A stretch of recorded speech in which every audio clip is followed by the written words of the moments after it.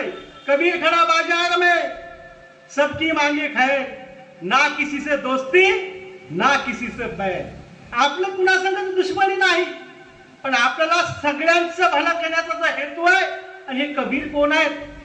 Doctor Babasaheb Ambedkar यांचे गुरु आहेत. त्या गुरुच्या मुखातलं वाक्य घेऊन आपल्याला पुढे जायचंय. आता आणखी एक महत्वाचा मुद्दा आहे. कोणीच मागत नाही म्हणतात डॉक्टर बाबासाहेब. ते म्हणतात की फक्त मातंग समाजात आहे आरक्षणाची मागणी करतोय. तुम्ही अस्पृश्यांच्या विषयाचा लढा लढण्याची वेळ आली तर संबंध भारतातून आपली बाजू मांडणारा एकच माणूस होता. संबंध या इथं अस्पृश्याच्या 1300 जाती आहेत. 1300 जातीपैकी 1300 प्रतिनिधी गेले का? नाही. 1300 प्रतिनिधींच्या वतीनं पुन्हा बाजू मांडली डॉक्टर बाबासाहेब आंबेडकरांनी. आज पहिल्यांदा पुन्हा तुम्हाला बाबासाहेबांच्या भूमिकेत येण्याची संधी आहे. 59 जातीपैकी 50 जातीतल्या लोकांना आरक्षण म्हणजे काय हेच माहिती नाही. आणि त्या 50 ते 51 जातींच्या भूमिकेमध्ये येऊन बाबासाहेबांनी ज्या पद्धतीने अस्पृश्यांचं दुःख मांडण्याची भूमिका पार पडली त्याच भूमिकेमध्ये आज मातंग समाज येऊन बाबासाहेबांच्या भूमिकेप्रमाणे आरक्षणाचं भूमिकेत मागत आहे. म्हणजे त्या 50 जातींचा लढा एक मातंग समाज लढत आहे. ज्या पद्धतीने 1300 जातींचा लढा डॉक्टर बाबासाहेब आंबेडकरांनी एकट्याने लढला होता. म्हणून तुम्ही मातंग एकटे मागत आहेत म्हणजेच मातंग बाबासाहेबांच्या भूमिकेत आहेत. कारण का त्यावेळी सुद्धा बाबासाहेबांशिवाय अस्पृश्यांच्या विषयाला न्याय देण्यासाठी पर्याय नव्हता. आज 50 जातींकडे मातंग समाजाच्या पोळ्यांशिवाय दुसरा पर्याय नाही.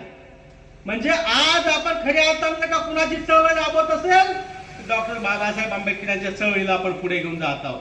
आणि येथील प्रस्थापितांनी सदैव आपल्या या व्यवस्थेतल्या प्रस्थापितांनी अस्पृश्यांना गरिबांना नेहमी विरोध करण्याचं काम केलंय.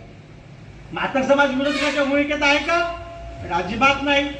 मग आज सर्वप्रथम आपण या केसचं बघितलं. ईव्हीच्या केसमध्ये कोणी विरोध केला साहेब? ईव्हीचे आंध्र प्रदेशमध्ये आरक्षण निर्माण झालं तेव्हा ईव्हीचे नाही या कोणाच्या वतीनं? माला समाजाच्या वतीनं. पंजाब मध्ये तुम्ही गेलात तर पहिल्यांदा पंजाब हायकोर्टामध्ये कोण गेला? गजेसिंग. हा गजेसिंग कोण होता? प्रस्थापित समाजाचा माणूस. म्हणजे तिथला प्रस्थापित एससी मधला प्रस्थापित. त्याच्यानंतर कोण गेला साहेब सुप्रीम कोर्टात? दविंदर सिंग. ते कोण? प्रस्थापित समाजाचा माणूस. म्हणजे न्याय कोण नाकारत आहे आजपर्यंत बघा तुम्ही. आता जेव्हा महाराष्ट्रामध्ये बदल समितीचा रिपोर्ट आला तर त्याच्यावर कोर्टामध्ये कोण गेलं माहित आहे? त्रिशरण इनलाइटमेंट संस्था आणि त्याच्या वतीनं सामाजिक कार्यकर्ता पूजा वाघमारे ताई आणि त्यांचे वकील होते वारुंजीकर साहेब. आणि ते काय म्हणाले की बदल समितीचा अहवाल आम्हाला सादर कराल, हा रद्द करा. हे कोण म्हटलं? प्रस्थापित समाज. चौथ्यांदा कसं आपल्या लक्षात आलं की प्रस्थापित समाज गरिबांना न्याय नाकारण्याच्या भूमिकेत होतो. आता बघा ह्याच्यातलं गंमत. त्याच्यामध्ये जेव्हा महाराष्ट्र शासनाच्या उपसचिव वर्षा देशमुख आणि आपले वकील महाराष्ट्र शासनाची जी बाजू मांडली त्यांनी काय बाजू प्रतिज्ञापत्र मांडलाय? बदल समितीच्या अहवालावर आक्षेप घेण्याचा अधिकार तुम्हाला नाही. दुसरी गोष्ट, बदल समितीचा अहवाल सार्वजनिक करावा की नाही हे सरकार ठरवेल. ह्या अहवालातला कोणता भाग किती प्रमाणात आणि कधी प्रसिद्ध करायचा तो आमचा अधिकार आहे.